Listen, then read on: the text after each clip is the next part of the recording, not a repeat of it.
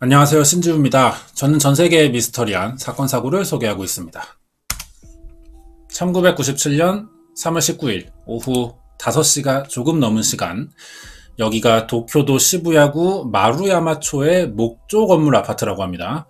101호에서 어느 여성이 사망한 채 발견된 거예요. 최초 발견자는 같은 아파트 주인이 경영하는 네팔 요리점의 점장이었고요. 사망한 사람은 도쿄전력 본사에서 일하는 39살의 와타나베 야스코로 밝혀집니다. 시신에는 목 졸린 흔적과 정액이 남겨져 있었어요. 성폭행 살인이 유력한데 부검해보니 열흘 전인 3월 8일 밤 11시 반에서 12시 반 사이에 사망한 것으로 추정됐습니다. 경찰은 수사 끝에 현장인 아파트 옆 빌딩에 사는 네팔인 남성을 체포하는데요. 용의자가 무죄를 주장했지만 범행 입증은 너무 쉬웠습니다. 피해자 몸에서 발견된 DNA가 이 사람과 일치한 거예요. 검찰이 기소하는 데 문제 없었고요. 재판은 당연히 유죄가 나옵니다. 그런데 명백한 증거가 있는데도 범인이 15년간 무죄를 주장했다는 건데요. 범인을 잡았는데 사건이 풀리지 않았다는 겁니다. 아직. 사망한 와타나베 야스코와 불법 체류자인 네팔 남성은 그럼 어떤 관계냐는 거죠. 그리고 왜 범인은 무죄를 주장하는지도 알아보겠습니다. 굉장히 복잡한 사건이고요. 일본 최대의 미스터리 중 하나로 알려져 있거든요. 자세한 내용 알아볼게요. 다음 이야기 궁금하시면 구독과 좋아요 부탁드립니다. 사망한 와타나베 야스코는 1957년 도쿄도 스기나미구 에후쿠초에서 태어났고 자랐습니다. 공부 잘했어요. 항상 성적 좋았고 명문이라는 게이오 여자고등학교에 입학해 게이오 대학 경제학부로 진학합니다. 1980년 3월에 졸업했고요. 도쿄 전력에 입사하는데 여성 정사원으로의 첫 번째 입사였다고 합니다. 지금이야 여성의 사회 진출이 당연해졌지만 80년대는 그렇지 않았어요. 굉장히 파격적인 채용이었다고 볼 수 있죠. 현재 도쿄전력은 후쿠시마 원전 사고와 내부 비리, 임금 착취 문제로 악질 기업이라는 실체가 드러났습니다. 주가가 떨어졌고 지금은 규모도 작아졌지만 이때만 해도 꿈의 직장이라고 불리던 대기업이었거든요. 야스코는 평범한 사무직도 아니에요. 기획조사부에서 국가 재정과 세금이 전력 사업에 어떤 영향을 주는지 연구했고요. 우수사원으로도 평가받았습니다. 그런데 회사에서 인간관계는 그렇게 좋지 않아요. 사람들과 어울리지 않았고 회식이나 점심 식사도 같이 안 했다는 겁니다.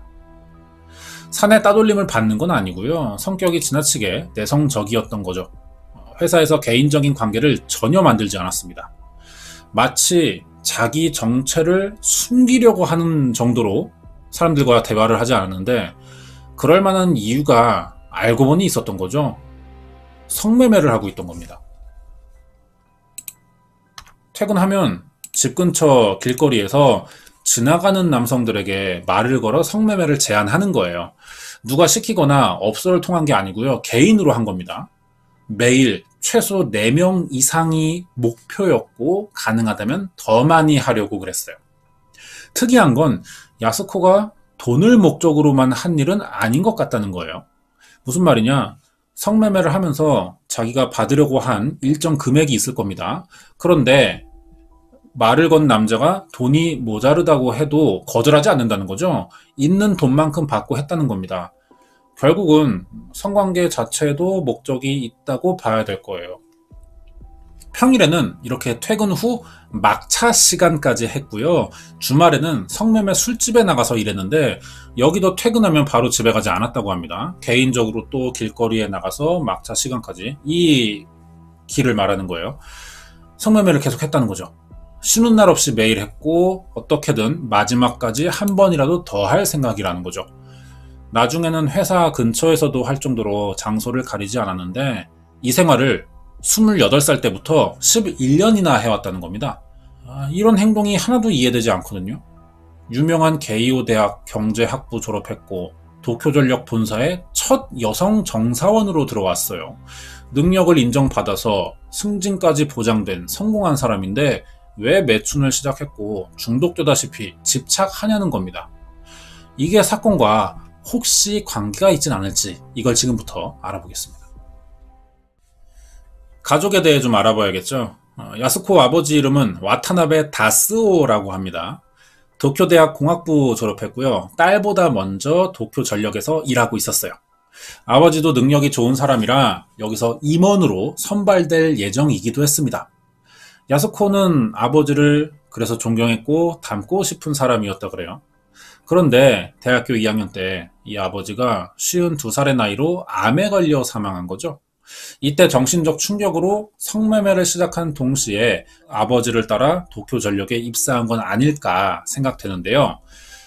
다른 주장을 하는 사람도 있습니다. 어머니에 대한 복수라는 말이 있어요. 아버지가 뛰어난 사람이긴 하지만 집안이 가난했고 어머니가 부잣집 딸이었다고 합니다. 집안 차이가 나니까 평소 어머니가 아버지를 심하게 무시해왔다는 거죠. 그래서 아버지 사망에는 어머니 책임이 있다고 생각해 일부러 스스로를 망가뜨리면서 어머니에게 복수하겠다는 건데요. 그 방법이 성매매라는 거죠. 여동생과 어머니는 이 사실을 이미 알고 있었다고 합니다. 일부러 야스코가 드러내기도 했고요. 가족 앞에서.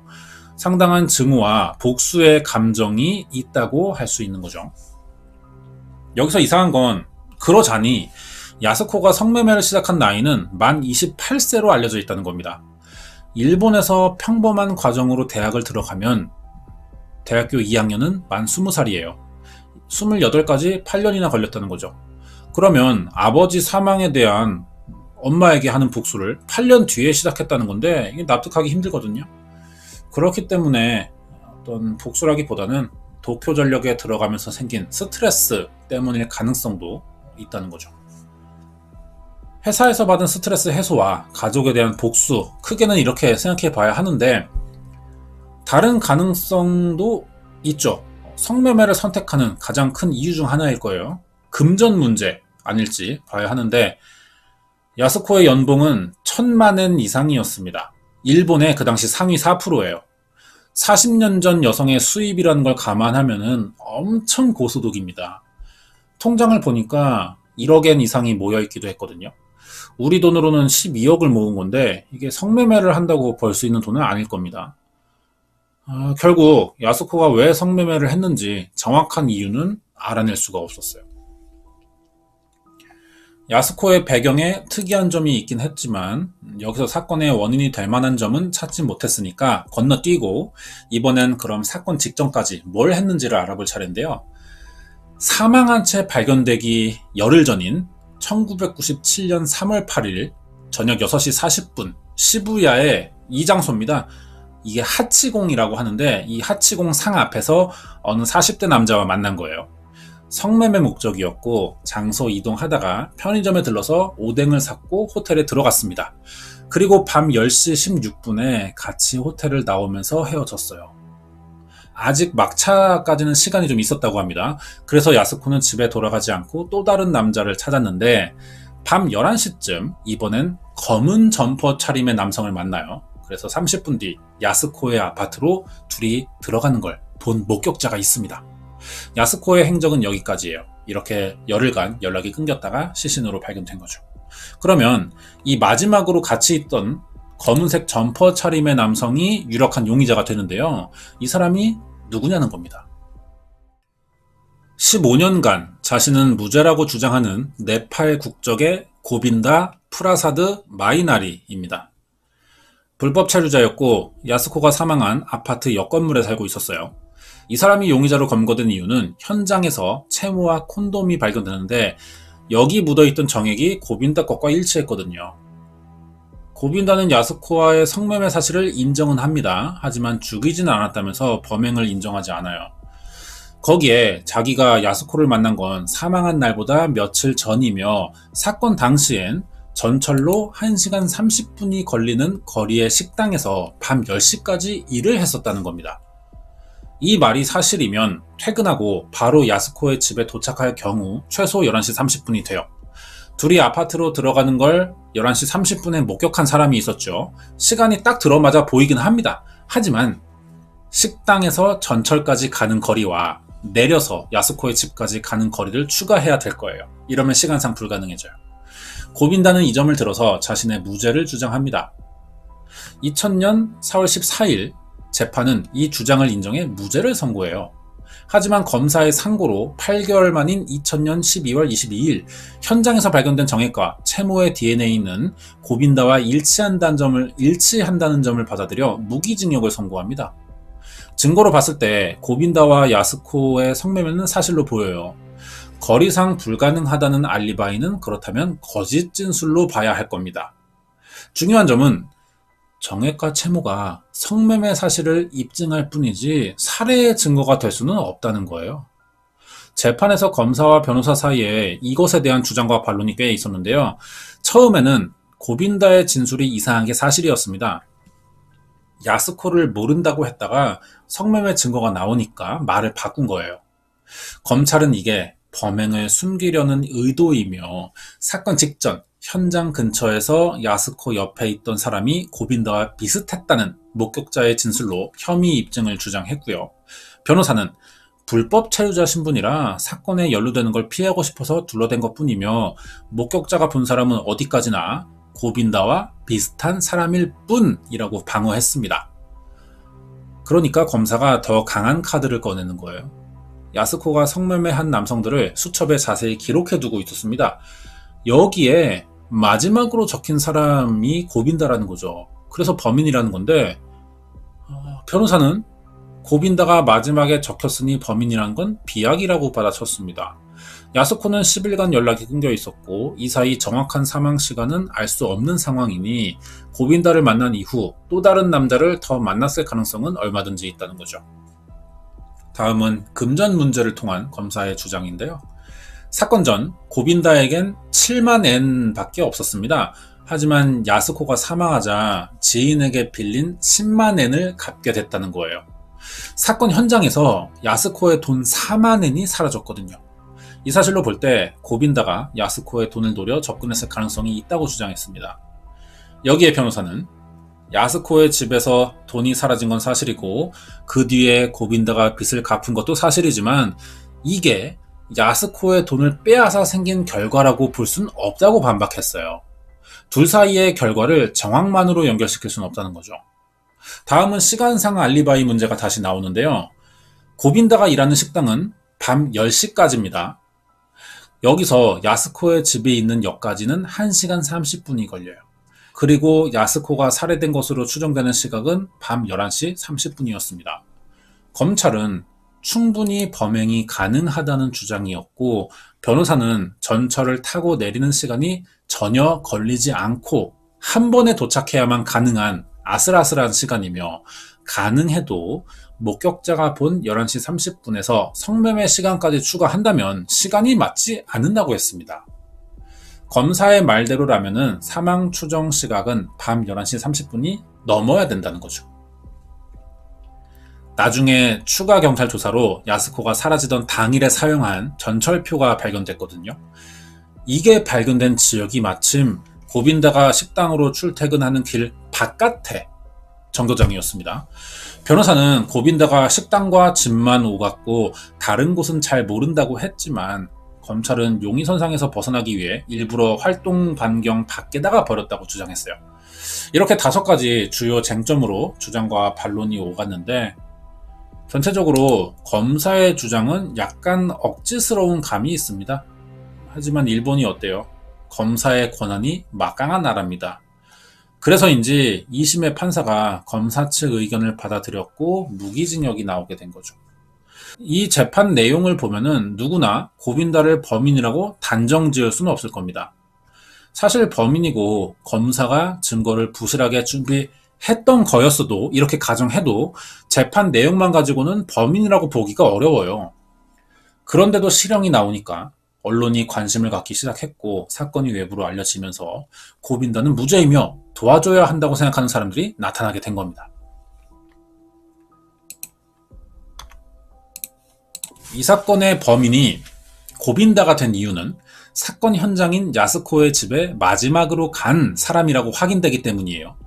현장에선 그런데 13개의 채모가 발견됩니다. 사실 이게 다 전부 고빈다 게 아니거든요.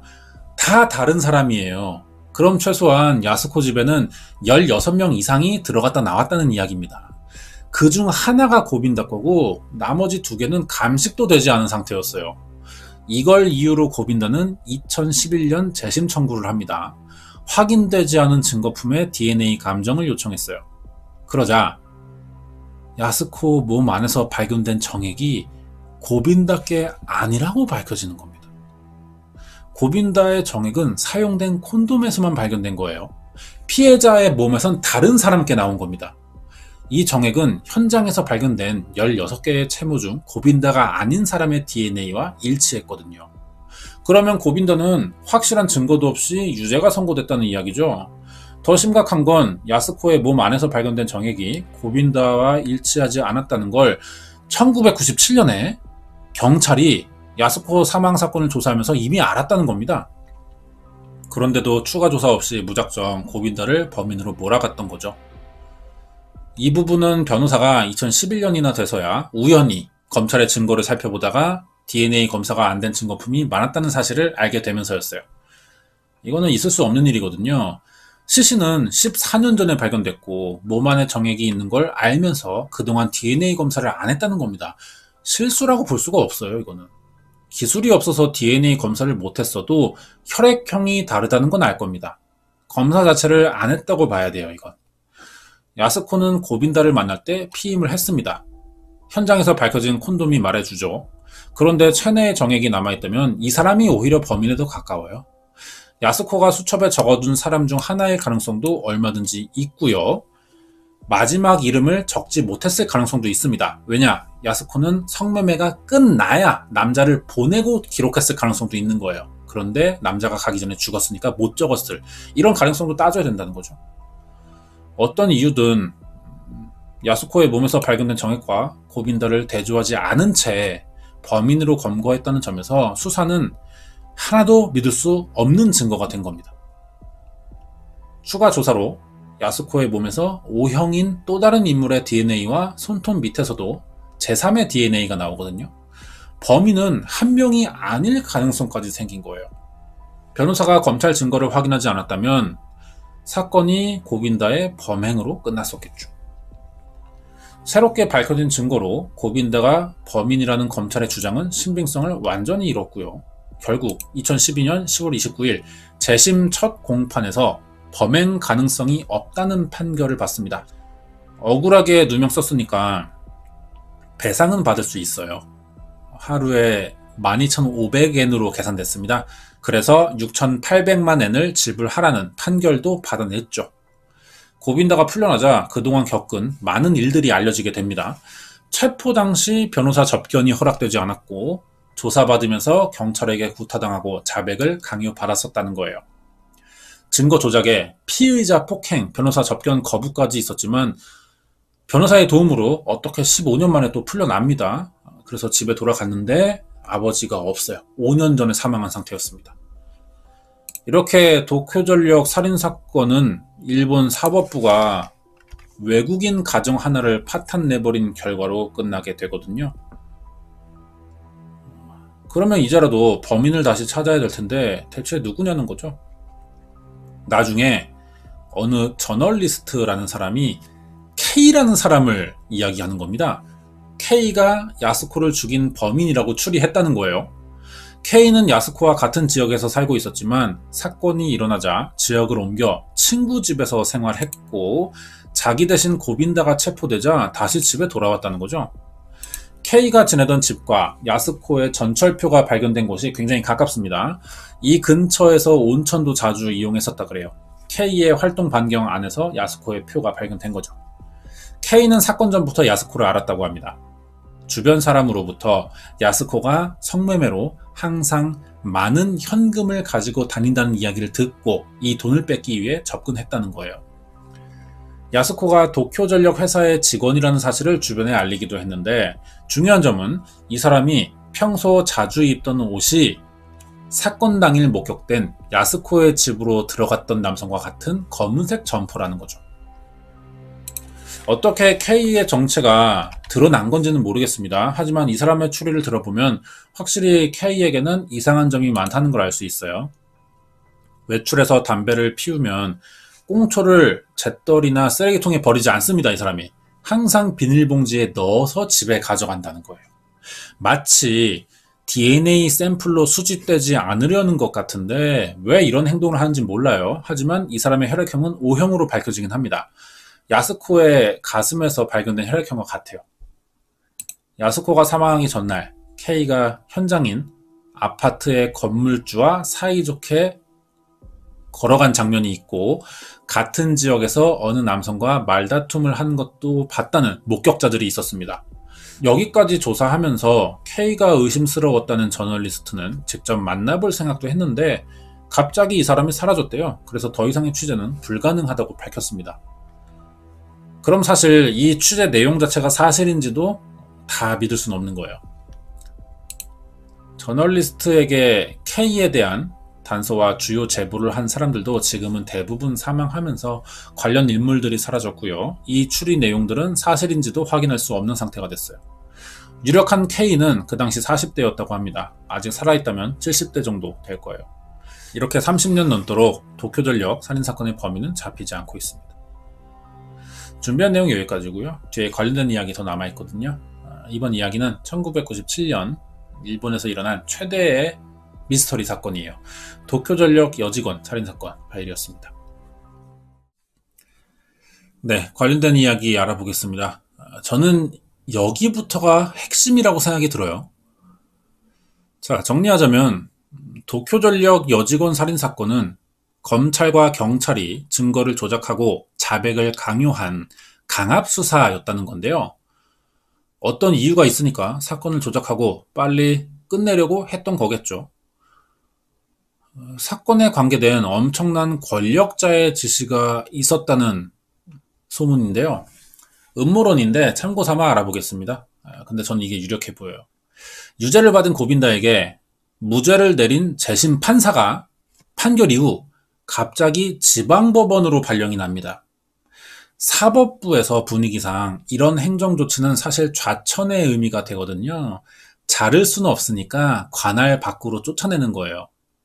검찰과 경찰의 부실한 수사에도 유죄가 나왔고 반대 선고로 좌천당한 경우를 보면 판사들의 인사권을 결정할 만큼의 영향력을 가진 누군가가 이 사건에 개입한 거라고 볼 수도 있습니다. 이 배후 세력이 고위급 정치인들과 죽은 야스코가 일하던 도쿄전력이라는 거예요. 그럼 이들이 왜 사건에 개입했냐는 소문이 도는 걸까요? 바로 원자력 발전소 때문이었습니다. 이 사건은 야스코가 아니라 사실 그 아버지부터 시작됐다고 봐야 되거든요. 야스코의 아버지인 와타나베 다스오는 1949년 도쿄대 공학부를 졸업하고 도쿄전력의 공무부 부부장으로 일하면서 능력을 인정받아 임원으로의 승진이 보장된 사람이었습니다. 그런데 다스오는 항상 도쿄전력이 추진하는 원자력 발전의 위험성을 경고해왔다는 거예요. 도쿄전력 입장에서는 임원이 될 사람인데 벌써부터 경영자들과 반대 성향을 보이고 있으니까 미리 잘라낼 필요가 있었을 거겠죠. 결국 다스오는 승진하지 못했고 나중엔 암에 걸려 사망하지만 사실 죽은 이유는 도쿄전력의 지시였다는 소문이 또 돌고 있습니다. 이런 상황에서 다스오의 딸인 야스코가 도쿄전력에 들어간 거죠. 입사하면서 야스코가 관리자급의 자리를 제안받을 정도로 유능한 사원이라고 평가받았습니다. 그런데 야스코도 아빠랑 똑같은 거예요. 계속 원자력 발전이 위험하다는 보고서를 올린 거죠. 야스코는 기획부서에 있습니다. 경제 리포트를 써서 상 받은 적도 있어요. 그러면 단순한 직원, 사무직이 아니라 내부 연구원에 가깝다고 봐야 할 텐데 이런 사람이 알고 보니 성매매를 하다 죽었다는 거죠. 여기서 재밌는 건 도쿄전력이 결국 1997년 4월에 플루서멀이라는 원자력 발전 계획을 활성화하면서 원전을 짓기 시작하는데 이 시점이 도쿄전력 내부에서 반원전의 핵심 인물이었던 야스코가 사망한 지 한 달 뒤부터였다는 겁니다. 예전에 누군가 아사히 신문사의 익명으로 원자력 발전의 문제점을 투고한 적이 있어요. 이것도 사건 이후 야스코가 썼던 것으로 밝혀집니다. 이 글의 수준이 굉장히 높았다고 하는데 문체도 학식이 깊은 중년 남성 같아서 그 당시에 성매매를 하다 사망한 야스코라고는 생각해보기 힘들었다 그래요. 도쿄전력 입장에서는 야스코가 굉장히 걸리적거렸을 겁니다. 실력 좋은 사람이 내부 반대자들의 핵심 인물이고 알고 보니 예전부터 이걸 반대해오던 사람의 딸이기도 하니까 제거할 필요성을 느꼈겠죠. 그러면 누가 이 일을 벌였다는 건지 의심되는 사람을 알아볼게요. 첫 번째, 가스마타 스네히사라는 사람입니다. 와타나베 야스코의 직속 상관이고요. 도쿄전력기획부 조사과 부장이었습니다. 나중엔 원전으로 승진해서 도쿄전력 회장이 됐어요. 후쿠시마 원전 사고의 책임으로 기소됐지만 무혐의로 풀려난 적이 있습니다. 이때 기획부 관리과장인 후지와라 마키오라는 사람도 원전으로 부사장에 승진됐고요. 후쿠시마 원전 폭발 혐의로 가스마타 스네이사와 같이 기소됐지만 이때 임원들이 다 무혐의로 풀려난 적이 있어요. 다음은 오히라 마사요시 전 총리의 셋째 아들인 오히라 아키라인데요. 사건 당시 정계 인맥으로 도쿄전력에 들어갔다는 나카산이라는 소문이 돌았고요. 지금은 다이쇼도 야마라는 제약회사의 이사로 있습니다. 아버지인 오히라 마사요시가 냉전시대 때 외무장관이었어요. 친미파였다고 하는데 그래서 미국 핵 잠수함이 일본 항구에 들어오는 걸 허가하거나 주일 미군의 핵미사일 보유를 보장해주는 밀약을 맺은 적이 있다고 합니다. 이 대가로 미국에게 받은 건 뭐냐? 바로 핵무기 보유국이라는 인정과 원자력 발전 기술이었다는 거예요.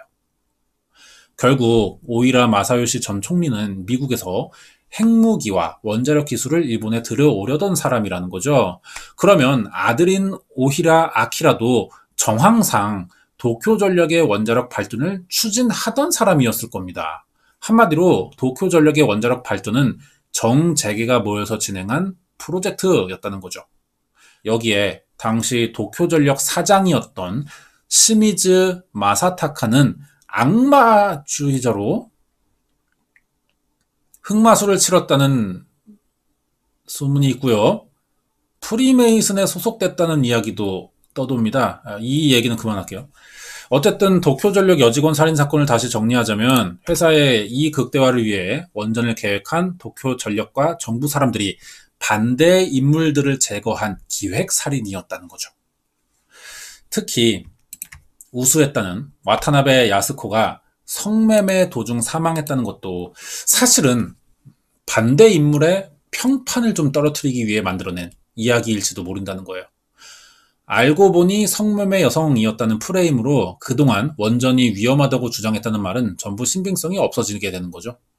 야스코가 성매매 여성이었다고 보기 힘든 점도 있습니다. 아까 말한 사망한 지 한 달 만에 본격적인 원전 발전 계획이 활성화됐다는 점인데 타이밍이 너무 수상하죠. 마치 반대 인물을 제거하면서 참아왔던 계획이 실행되는 느낌이에요. 그리고 성매매를 시작했다는 나이입니다. 수첩의 내용대로라면은 사실 이 수첩은 공개되지도 않았어요. 28살부터 약 10년간 쉬는 날도 없이 매일 4명 이상의 남성을 만났다고 하는데 그러면 성매매 남성들의 숫자는 15,000명 가까이 된다는 겁니다. 이게 현실적이냐는 거예요. 성매매 여성들은 성병이나 임신에 대한 걱정이 항상 따라올 수밖에 없거든요. 그런데도 산부인과 진료 기록이 전혀 없습니다.